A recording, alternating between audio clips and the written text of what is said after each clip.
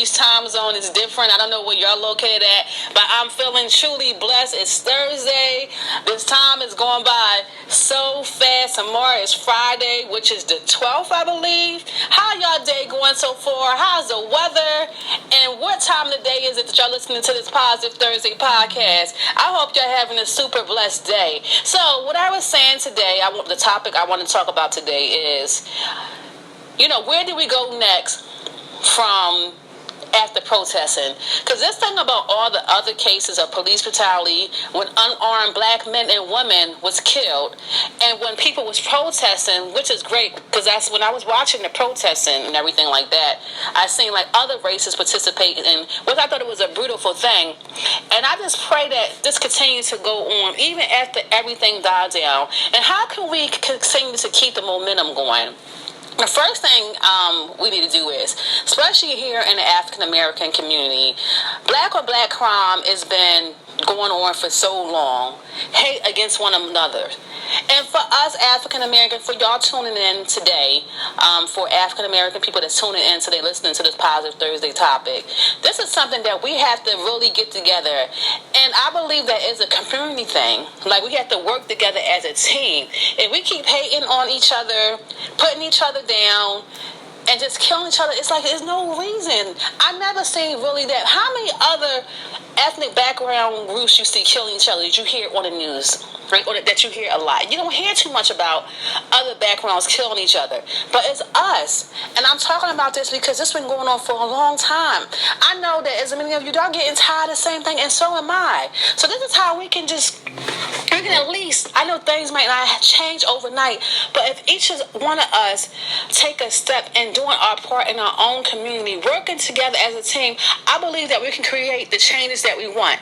The first thing we can do is just have a town hall meeting every month, at least like once or twice a month, getting together, trying to figure out what can we do to stop black on black crime, like have like community activities, and especially like for these young kids. There's so many kids dying at a alarming rate. I mean, young kids. It's like our kids supposed to be burying us. We're not supposed to be burying our kids. So this is what we can do. Some of my suggestions: have community meetings twice a month. Everybody come out. We talk about what can we do, like different like community function, like fundraisers, like fun stuff that we can bring the community together, and things that our kids can do.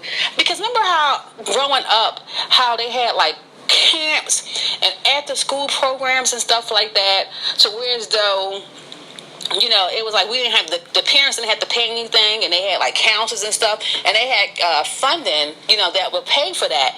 And the people that's and for the representatives that's a part of these communities, my thing to each one of you is, I know it takes more than one person to do everything, but what kind of things are y'all doing to push to get these fundings and doing the right thing? Because sometimes the people that's in positions that have the power to change things, they take advantage too. So just because a person is in a position like a group leader in a community doesn't mean that they're genuine.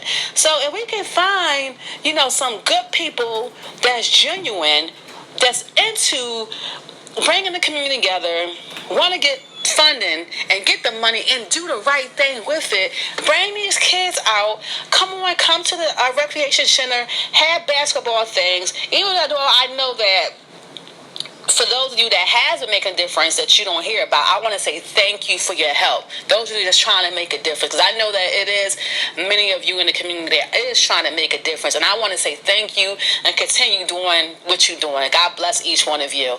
But my thing is this: if we can have these town hall meetings, let's start with that twice a month or at least once a month, because I know everybody's schedule is crazy, and talk about different suggestions, and not even talking about the different suggestions of doing things, but stepping and doing it. We can talk all day about what we can do and all this, but if we're not moving in action, nothing is going to happen. I've always been a community active, always been about positivity, and always been about change. And I know that change start individually.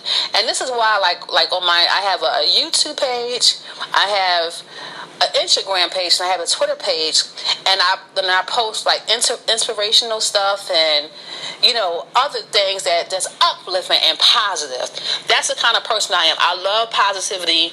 I like to give out positive energy. But to be honest with each one of you, I have my days where I be stuck in the zone. I be, I kind of say like, how everybody had a good and bad days. But besides all that, I still try to be a good person and try to treat people the way I want to be treated. So the first thing I was saying is what can we do next after protesting? I mentioned about the town hall meetings. So we live in a big state. It's so many big states all around the world.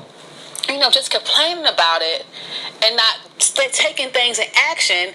This is going to continue over and over and over and over again. So we just can't talk about what we're going to do. To listen to this full episode of Positive Thursday, The Funny Side of Life, Episode 32, Mindset and What's Next After Protesting, go to Zorry Flower Anchor FM.